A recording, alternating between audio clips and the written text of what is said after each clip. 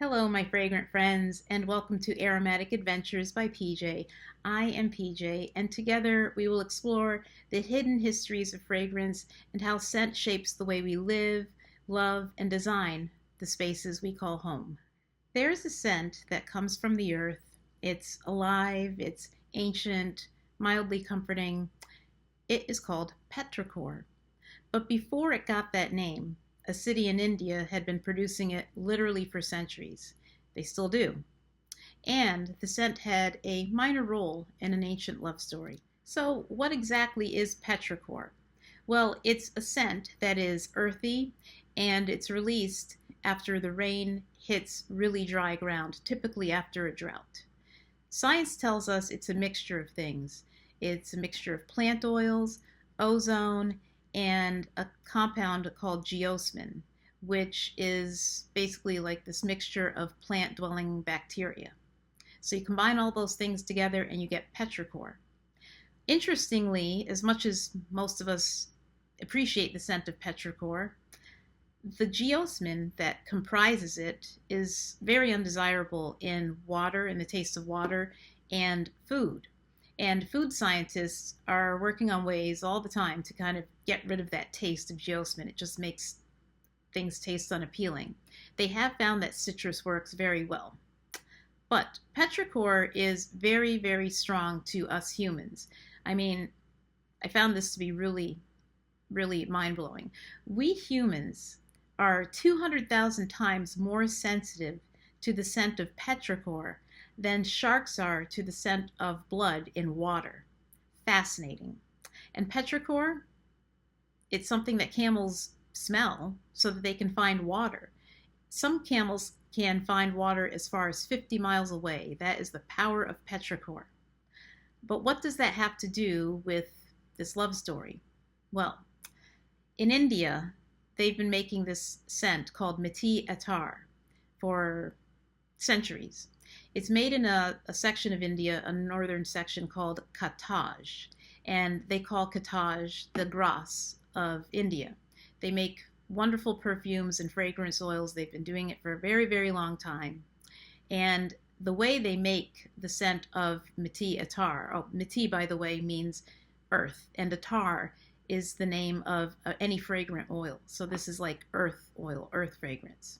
What they do is they take clay and they distill it and they get this aroma, they capture this aroma of the clay and they mix it with sandalwood oil.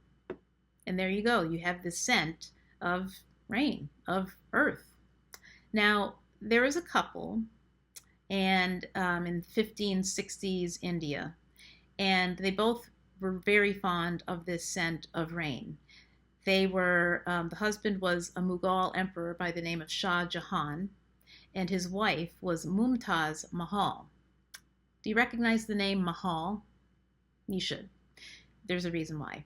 Anyhow, so Mumtaz was one of the wives of Shah Jahan, and she was allegedly his favorite wife. But unfortunately, she died in childbirth. She was actually giving birth to their 13th child. Yikes. And he was so upset over her death that he went on to build this little place called the Taj Mahal. Perhaps you've heard of it. Well, those were the people behind it. But anyhow, Shah and Mumtaz really loved fragrance. That was something that brought them close together. And of course, when she died, he was just so upset. He didn't want to hear about fragrance, talk about fragrance. His love affair of fragrance died with Mumtaz. So how do you bring that rainy day fresh scent into your home? Aside from looking for a home fragrance that explicitly states on it something like raindrops or after the rain or anything along those lines, thunderstorm, I think it really depends on what type of rain scent you desire, because they're all a little bit different. If you think of a woodland meadow, well, that rainy day scent is more like, it's a lot more earthy. So you would look for notes like patchouli, pine, even pine will work. If you're thinking of a garden fresh rain, you want grapefruit and definitely something like lily of the valley. If you're thinking of an ocean rain, Look for notes like water lily, sea moss, those would work. One note that comes up a lot when I'm looking at fragrances, personal fragrances, um, that mimic a rainy scent is orris root. It's musty. I'm not actually totally crazy about it on its own, but it's musty and it gives you that vibe of being in a forest and just being right there in the ground. You can almost smell like dirt under your nails. So you can also look for orris or orris root. And that brings me to wonder, why do we even like the scent of rain? I mean, what does it mean? We know that scent is quite often tied to memory and emotion. So, what kind of emotion does rain bring out for people? Well, I think that rain really signifies rebirth, renewal, cleanliness, refreshment. I think it creates a mood of inner retrospection. It's a great scent that you can put on when you feel motivated to clean your house. It's also a great scent for just relaxing. It's wonderful for sitting around enjoying a cup of tea while reading a book. And keep in mind the next time that it rains, don't get down in the dumps. Don't say, oh no, my plans are canceled. What am I going to do?